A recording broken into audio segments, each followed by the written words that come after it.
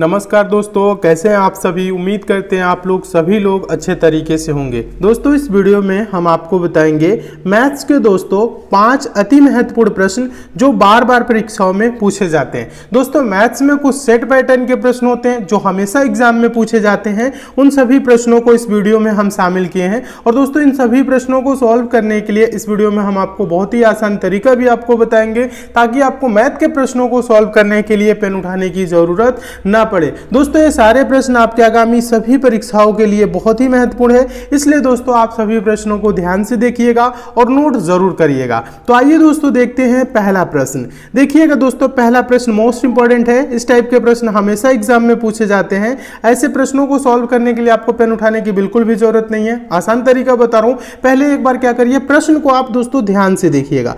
प्रश्न है दोस्तों, एक बंदूक राम से 6.64 किलोमीटर की दूरी से दागी जाती है। राम 20 सेकंड बाद उसकी आवाज यानी ध्वनि सुनता है।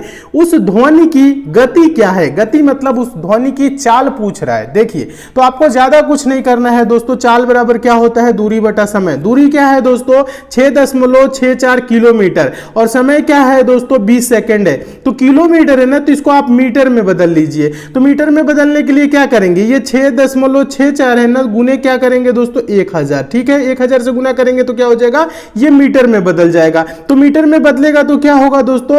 6640। ठीक है, यानी कि दशमलव से यहां पे 2 जीरो, इससे क्या होगा? दशमलव हट जाएगा और 1 जीरो बढ़ जाएगा, यानी 6640 मीटर हो जाएगा। और समय क्या है दोस्तों? 20 सेकंड है, तो बटा 20। यहां पे हम क्या लिखे हैं दोस्तों? ध्यान दीजिएगा, ध्वनि की गति। ध्वनि की गति यानी ध्वनि की चाल बराबर दूरी बटा समय। दूरी क्या हो गया दोस्तों? 6640 मीटर हो गया और समय क्या हो गया? 20 सेकंड हो गया। ठीक है, समझ रहे हैं? अब ज्यादा कुछ नहीं करना है। 0 से 0 कैंसिल हो जाएगा, 2 से ये कट जाएगा, 2 तिहाई 6, 2 तिहाई 6, 2 दूना के 4, यानी आंसर इसका क्या है दोस्तों? 332 किलोमीटर पर सेकंड की मीटर पर सेकंड। हम क्या किए हैं दोस्तों? दूरी को मीटर में बदले हैं, समय सेकंड में। तो आंसर इसका क्या होगा दोस्तों? मीटर पर सेकंड। ये होगा इसका आंसर 332 मीटर पर सेकंड। देखिए 332 मीटर पर सेकंड किस ऑप्शन में दिया है? देखेंगे ऑप्शन नंबर सी में दिया है, तो आपको ऑप्शन नंबर सी दोस्तों क्या हो जाएगा? सही हो जाएगा। तो दोस्तों हम उम्मीद करते हैं आप इस प्रश्न को बहुत अच्छे तरीके से समझ गए होंगे और इस टाइप के क्वेश्चन आपके एग्जाम में आएगा तो आप अच्छे से सॉल्व कर लेंगे। दोस्तों ऐसे क्वेश्चन हमेशा पूछे जाते हैं, इस प्रश्न को नोट जरूर करिए। चलिए देखते हैं दोस्तों अगला क्वेश्चन। अगला क्वेश्चन भी काफी इंपॉर्टेंट है। ये दूसरा क्वेश्चन पूछा गया प्रश्न है। ऐसे प्रश्न हमेशा पूछे जाते हैं, एक लाइन में सॉल्व होगा। आपको कुछ मानने की इसमें जरूरत नहीं है, ये नहीं कि आप एक्स माने, ए माने, बी माने, ऐसा कुछ नहीं मानना है। देखिए आसान तरीका बता रहा हूं, प्रश्न को अच्छे से पढ़िए। प्रश्न है दोस्तों, मोहन ने अंकित मूल्य पर 20% की छूट पर एक बैग खरीदा। उसने उसे खरीद मूल्य पर 40% के लाभ पर बेच दिया। अंकित मूल्य पर लाभ का प्रतिशत कितना है? यह पूछ रहा है। तो देखिए आपको ज्यादा कुछ नहीं करना है, यहां पे हम आपको तरीका बता रहे हैं। देखिए प्रश्न पहले समझिएगा। प्रश्न में यह बोला है मोहन ने अंकित मूल्य पर 20% की छूट पर एक बैग खरीदा। अंकित मूल्य क्या होता है दोस्तों? मार्क प्राइस, एमपी जो होता है। ठीक है, मान लेंगे दोस्तों अंकित मूल्य क्या है? 100 रुपए है। ठीक है, बोल रहा है दोस्तों मोहन ने अंकित मूल्य पर 20% की छूट पर एक बैग खरीदा। तो बैग कितने रुपए में खरीदा होगा? 20% की छूट दे दे तो 100 पे 20% का मतलब क्या? 20 घटा दीजिए, यानी 80 रुपए में वो बैग दोस्तों मोहन ने खरीदा है। कह रहे उसने उसे खरीद मूल्य पर 40% के लाभ पर बेच दिया। खरीद मूल्य क्या है दोस्तों? 80 है और इसको क्या किया दोस्तों? 40% लाभ। 40% लाभ का मतलब क्या होता है? 140/100, इतना में बेचा है। 140/100 का मतलब क्या होगा? 0 से ये 0 कैंसिल हो जाएगा, ये वाला 0 से 14/112, 112 रुपए में क्या किया? बेच दिया। पूछ रहा है अंकित मूल्य पर लाभ का प्रतिशत कितना है? अंकित मूल्य क्या है दोस्तों? 100 रुपए है और लाभ ये कितने में बेचा है? 112 में बेचा है। तो लाभ इसे कितने रुपए का हुआ दोस्तों? 12 रुपए का लाभ हुआ। ध्यान दीजिएगा, प्रतिशत में पूछ रहा है, 100 पे 12 हुआ। आप डायरेक्ट बोल सकते हैं 12%, आप चाहे तो ऐसे भी कर सकते हैं। 12 रुपए का लाभ हुआ दोस्तों, कितने पे? 100 पे, परसेंटेज में पूछ रहा है, गुने 100। 100 से 100 कैंसिल हो जाएगा, आंसर क्या आएगा दोस्तों? 12%। यही क्या होगा दोस्तों? लाभ का प्रतिशत होगा। देखिए 12% किस ऑप्शन में है? देखेंगे ऑप्शन नंबर डी में है। तो आपको ऑप्शन नंबर डी दोस्तों क्या हो जाएगा? सही हो जाएगा। तो दोस्तों हम उम्मीद करते हैं आप इस प्रश्न को भी बहुत अच्छे तरीके से समझ गए होंगे और इस टाइप के भी क्वेश्चन आपके एग्जाम में आएगा तो आप अच्छे से सॉल्व कर लेंगे। देखिए क्वेश्चन दोस्तों आपको अच्छे लग रहे हैं, समझ में आ रहा है तो वीडियो को लाइक जरूर कर दीजिए, शेयर भी जरूर कर दीजिए फेसबुक, व्हाट्सएप, टेलीग्राम, जितने भी दोस्तों आपके पास स्टडी रिलेटेड ग्रुप है। और एक बात और बता दूं, जो नए स्टूडेंट है दोस्तों, अभी तक आप लोग हमसे नहीं जुड़े हैं तो चैनल को दोस्तों आप लोग जरूर सब्सक्राइब कर लीजिए, नोटिफिकेशन बेल को भी दोस्तों ऑन कर लीजिएगा ताकि आगामी एग्जाम के लिए हम जितने भी इंपॉर्टेंट वीडियो दे उसकी आपको नोटिफिकेशन मिले। अभी तक नहीं जुड़े हैं तो जरूर जुड़ जाइए, इस चैनल से दोस्तों आपको बहुत लाभ मिलेगा। चलिए देखते हैं दोस्तों अगला क्वेश्चन। देखिएगा तीसरा क्वेश्चन है, काफी इंपॉर्टेंट क्वेश्चन है, पूछा गया प्रश्न है और हम आपको बता दें दोस्तों ये मोस्ट इंपॉर्टेंट और मोस्ट रिपीटेड क्वेश्चन है, क्योंकि ऐसे प्रश्न हमेशा एग्जाम में पूछे जाते हैं। आसान तरीका बता रहा हूं, ध्यान दीजिएगा कैसे सॉल्व करना है। प्रश्न को पहले पढ़िए। प्रश्न है दोस्तों, राजा किसी कार्य को 20 दिन में पूरा कर सकता है जबकि रमेश उसे 25 दिन में पूरा कर सकता है। रमेश के कार्य शुरू करने के 10 दिन बाद राजा ने कार्य शुरू किया, संपूर्ण कार्य कितने दिन में पूरा होगा? यानी पूरा काम करने में कितना टाइम लगा दोस्तों, ये आपको बताना है, यानी कितने दिन में पूरा होगा ये आपको बताना है। ज्यादा आपको कुछ नहीं करना है दोस्तों। यहां पे देखिए दो लोग हैं, कौन कौन है दोस्तों? एक है राजा, ठीक है, एक है राजा, यहां पे साफ से लिख देते हैं, समझिएगा। ये है दोस्तों आपका राजा है यहां पे, ठीक है। और दूसरा कौन है दोस्तों? रमेश है। पहला राजा है, दूसरा क्या है दोस्तों? रमेश। यहां पे इसका नाम लिख देते हैं रमेश, ठीक है। ये ध्यान दीजिएगा, अब ज्यादा कुछ नहीं करना है, आप समझिएगा। राजा किसी कार्य को कितने दिनों में दोस्तों? 20 दिनों में। रमेश कितने दिनों में दोस्तों? उसे 25 दिनों में। आप क्या करेंगे? 20 और 25 का एलसीएम लेंगे।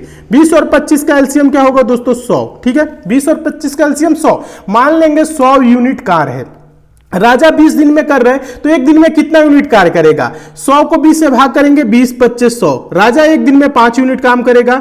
रमेश 25 दिन में कर रहा है तो 100 से इसको 25 से भाग करिए, 25 चौको 100। रमेश एक दिन में 4 यूनिट काम करेगा, तभी 25 दिन में पूरा काम करेगा। समझ में आया? यहां पे कह रहे हैं रमेश के कार्य शुरू करने के 10 दिन बाद, यानी क्या किया है दोस्तों? रमेश अकेले काम स्टार्ट किया है 10 दिनों तक। रमेश एक दिन में कितना यूनिट काम कर रहा है? 4 यूनिट काम कर रहा है, तो 4 गुने क्या करेंगे? 10, यानी रमेश 10 दिन में कितना यूनिट काम कर दिया है?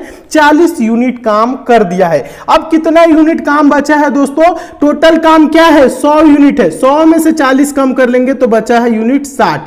अब क्या कर रहा है कि 10 दिन बाद राजा ने कार्य शुरू किया। अब क्या हो गया? राजा भी कार्य करने के लिए आ गया, ठीक है। तो राजा भी कार्य करने के लिए आ गया, तो राजा एक दिन में 5 यूनिट काम कर रहा है और रमेश 4, तो 5 और 4 दोस्तों मिलके क्या होगा? 9 यूनिट। तो 60 यूनिट काम है और एक दिन में 9 यूनिट काम हो रहा है, तो कितना टाइम लगेगा? 60 को 9 से भाग करिए। देखिए भाग कैसे करना है हम आपको यहां पे दिखा देते हैं, आप सिंपल भाषा में ऐसे लिखेंगे। 60 को क्या करना है? 9 से भाग करना है, तो 9 6 के क्या होगा दोस्तों? 54 होगा। 60 में से 54 कम करेंगे तो क्या होगा? 6 होगा। तो इसको सही बटा में कैसे लिखेंगे? ये जो 6 है ना दोस्तों, इसको सही में लिखेंगे। नीचे जो शेष आया है उसको अंश के रूप में लिखेंगे, जो 9 से भाग दिए उसको हम हर के रूप में लिखेंगे। 6 सही 6/9, ये 6/9 कट जाएगा, 3 दूना के 6, 3 3 के 9, तो यानी कि 6 सही 2/3। इस प्रकार से समझिएगा। ये कितना दिन लगा दोस्तों? दोनों मिलके 6 सही 2/3 दिन लिए हैं। और अकेले दोस्तों जो राजा है, ध्यान दीजिएगा, सॉरी, अकेले जो रमेश है कितना दिन काम किया था? 10 दिन काम किया था, यहां कह रहा है। और दोनों मिलके कितना दिन काम किए? 6 सही 2/3। दोनों को आप क्या करेंगे? जोड़ेंगे। 10 और 6 सही 2/3 जोड़ेंगे तो क्या होगा दोस्तों? 16 सही 2/3 दिन। टोटल कितना समय लगा दोस्तों? संपूर्ण कार्य करने में कितना दिन लगा, यानी संपूर्ण कार्य कितने दिन में पूरा हुआ होगा या हुआ दोस्तों? 16 सही 2/3 दिन। यही इसका आंसर हो जाएगा। देखिए 16 सही 2/3 दिन किस ऑप्शन में देखेंगे? ऑप्शन नंबर बी में है, तो आपका ऑप्शन नंबर बी दोस्तों क्या हो जाएगा? सही हो जाएगा। तो दोस्तों हम उम्मीद करते हैं आप इस प्रश्न को भी बहुत अच्छे तरीके से समझ गए होंगे और इस टाइप के भी क्वेश्चन आपके एग्जाम में आएगा तो आप अच्छे से सॉल्व कर लेंगे, ठीक है। ये इंपॉर्टेंट टाइप का क्वेश्चन है, इसे भी आप दोस्तों नोट जरूर करिए। एक बात और बता दूं दोस्तों, अगर आप मैथ बेसिक से 0 लेवल से और चैप्टर वाइज पढ़ना चाहते हैं तो सेकंड वाले चैनल से आप लोग जरूर जुड़ जाइएगा। सेकंड वाले चैनल का नाम एग्जाम फिनिशर है, जिसका लिंक हम नीचे डिस्क्रिप्शन बॉक्स में दे दिए हैं। आप चाहें तो यूट्यूब पे भी सर्च कर सकते हैं एग्जाम फिनिशर। उस चैनल पे दोस्तों हम मैथ बेसिक से पढ़ा रहे हैं, 0 लेवल से और चैप्टर वाइज पढ़ा रहे हैं। बेसिक मैथ में हम आपको बता दें पार्ट 1 से लेकर पार्ट 5 तक कंप्लीट किया, जिसमें सारे बेसिक कॉन्सेप्ट क्लियर कर दिए। उस चैनल पे परसेंटेज की भी फुल क्लास चलिए, उस चैनल से भी जुड़ के आप लोग लाभ जरूर उठाए। उठाइए। चलिए आगे चलते हैं दोस्तों, अगला क्वेश्चन देखिएगा, चौथा क्वेश्चन हम आपको बता दें काफी इंपॉर्टेंट और रिपीटेड क्वेश्चन है। और ऐसे प्रश्नों को सॉल्व करने के लिए दोस्तों आपको x मानने की या a b मानने की कोई जरूरत नहीं है। बहुत आसान तरीका बता रहा हूं दोस्तों, तुरंत आप आंसर देंगे, वो भी बिना पेन उठाए। कैसे देंगे आंसर हम आपको बता रहे हैं, पहले प्रश्न को ध्यान से पढ़िए। प्रश्न कह रहा है दोस्तों, यदि 3 क्रमागत प्राकृत संख्याओं के वर्गों का योगफल 110 हो तो उनमें से सबसे छोटी प्राकृत संख्या होगी। अब पहले यहां पे समझिएगा प्रश्न को, कभी भी मैथ के प्रश्न सॉल्व करिए, प्रश्न पढ़ के समझने का प्रयास जरूर करिए। अगर आप प्रश्न समझ लेते हैं तो आप प्रश्न को सॉल्व भी कर लेंगे। यहां कह रहा है यदि 3 क्रमागत प्राकृत संख्याओं के वर्गों का योगफल, 3 क्रमागत कहने का मतलब है, क्रमागत का मतलब लगातार संख्याओं, वर्गों का योगफल क्या है दोस्तों 110 है। बोल रहा है उनमें से सबसे छोटी प्राकृत संख्या होगी। तो आप चाहे तो दोस्तों यहां पे x+1 और x+2 ऐसे करके सबका स्क्वायर करके 110 के बराबर कर सकते हैं। ठीक है, ये तो रहा दोस्तों लंबा चौड़ा प्रोसेस, इतना आपको नहीं करना है। इसको सॉल्व करने के लिए जो आसान तरीका है वो है गो थ्रू ऑप्शन। हम ऑप्शन से सॉल्व करेंगे, सेकंडों में आंसर आ जाएगा। मान लेंगे दोस्तों यहां प्रश्न में क्या कर रहे हैं, तो उनमें से सबसे छोटी प्राकृत संख्या मानेंगे, सबसे छोटी संख्या प्राकृत संख्या 8 है। तो लगातार कह रहा है क्रमागत प्राकृत संख्या है, तो आगे 2 संख्याएं कौन होगी दोस्तों 9 और 10 होगा। अब देखिए इन तीनों संख्याओं का स्क्वायर करके जोड़ने पे 110 होगा, तो 10 का स्क्वायर करेंगे तो दोस्तों 100 हो जाएगा, 9 का स्क्वायर करेंगे 81 हो जाएगा, 8 का स्क्वायर करेंगे तो 64 हो जाएगा। देखिए 100 और 81 जोड़ेंगे तो 181 हो जाएगा। यहां पे योगफल बोल रहे हैं 110 होना चाहिए, तो पहला ऑप्शन से हो रहा है, नहीं हो रहा है, तो बहुत ज्यादा हो जा रहा है, तो पहला ऑप्शन यहीं पे गलत हो गया। दूसरा ऑप्शन के चलेंगे तो आगे वाली संख्या क्या होगी 7 और 8, क्योंकि क्रमागत संख्या की बात कर रहे हैं। 8 का स्क्वायर करेंगे तो क्या होगा दोस्तों 8 × 8 64 होगा, 7 का स्क्वायर करेंगे तो 7 7 49 होगा। अब यहां पे ध्यान दीजिएगा दोस्तों, यहां पे अगर इन संख्याओं को आप जोड़ेंगे 9 4 13 का 3 हासिल 1 6 4 10 1 11 113 इन्हीं दोनों संख्याओं को जोड़ने पे हो जा रहा है। यानी कि ये बोल रहे हैं तीनों संख्याओं को जोड़ने पे, तीनों संख्याओं के वर्गों को जोड़ने पे 110 होना चाहिए। तो ये वाला भी ऑप्शन यहां पे नहीं होगा। जब 6 नहीं हो रहा है तो बताइए 7 होगा, 7 भी नहीं होगा। आप चाहे तो 7 8 9 का स्क्वायर करके जोड़ के देख सकते हैं, 110 नहीं होगा। जब 3 ऑप्शन गलत होते हैं तो दोस्तों चौथा ऑप्शन मिलाने की जरूरत नहीं है, चौथा ऑप्शन सही होता है। तो देखिए इनमें बोल रहा है कि सबसे छोटी प्राकृत संख्या कौन है, मानेंगे ऑप्शन नंबर डी 5 है, तो आगे की संख्या क्या होगी 6 और आगे की संख्या 7। 7 का दोस्तों स्क्वायर करेंगे तो 7 7 क्या होगा 49 होगा, 6 का स्क्वायर करेंगे तो 6 6 36 होगा, 5 का स्क्वायर करेंगे तो 25 होगा। यहां पे अब आपको दोस्तों क्या करना है 49 36 जोड़ेंगे 85 और 85 में दोस्तों 25 जोड़ेंगे, तो जोड़ने के बाद ये क्या आया दोस्तों 110 आ रहा है। यानी सबसे छोटी जो प्राकृत संख्या है वो कौन है दोस्तों 5 है, यानी ऑप्शन नंबर डी दोस्तों क्या हो जाएगा सही हो जाएगा। देखिए दोस्तों इस प्रश्न को समझाने में हमें टाइम लगा है, लेकिन अगर आप इस टाइप के प्रश्नों की ज्यादा से ज्यादा प्रैक्टिस करेंगे, अगर आपको एग्जाम में आएगा तो इसमें टाइम नहीं लगेगा। आप डायरेक्ट देखेंगे 8 9 10 10 दाम में 100 9 81 होगा नहीं, 6 7 8 ये भी नहीं होगा, 7 8 9 ये भी नहीं होगा, 5 6 7 हाँ ये होगा, डायरेक्ट आंसर देंगे। यानी सेकंडों में आंसर आएगा, आपको एक्स मानने की कोई जरूरत नहीं है। और हम उम्मीद करते हैं दोस्तों आप इस प्रश्न को बहुत अच्छे तरीके से समझ गए होंगे और इस टाइप के क्वेश्चन आपके एग्जाम में आएगा तो आप अच्छे से सॉल्व कर लेंगे। ठीक है, चलिए अब चलते हैं दोस्तों हम नेक्स्ट क्वेश्चन की ओर। क्वेश्चन अच्छे लग रहे हैं, समझ में आ रहे हैं, लाइक शेयर जरूर करिए, चैनल से भी आप लोग जरूर जुड़ जाइए। पांचवा क्वेश्चन देखिएगा, काफी इंपॉर्टेंट क्वेश्चन है और बेहतरीन तरीका बता रहा हूं, बहुत ही आसान शॉर्ट ट्रिक बता रहा हूं। इस टाइप के प्रश्नों को दोस्तों आप सेकंडों में आंसर देंगे। ऐसे प्रश्नों को अगर बेसिक तरीके से सॉल्व करें दोस्तों तो 4 से 5 मिनट लग ही जाएगा। ठीक है, नॉर्मल अगर स्टूडेंट है तो 4 से 5 मिनट लगेगा, नहीं तो अगर तेज तर्रार स्टूडेंट है तो भी वो 2 से 3 सेकंड तो 2 से 3 मिनट जरूर लेंगे। हम आपको बता रहे हैं 2 से 3 सेकंड में कैसे आंसर देना है। पहले प्रश्न को पढ़िएगा, पांचवा प्रश्न है दोस्तों, 100 लीटर मिश्रण में पानी की मात्रा 10% तथा शेष दूध है, इसमें कितना और पानी डाले ताकि प्राप्त मिश्रण में दूध की मात्रा 50% रह जाए। अब यहां पे ध्यान दीजिए, प्रश्न को पहले समझने का प्रयास करिए, समझ लेंगे तो ऐसे क्वेश्चन कभी भी आएगा तो आप सॉल्व कर लेंगे।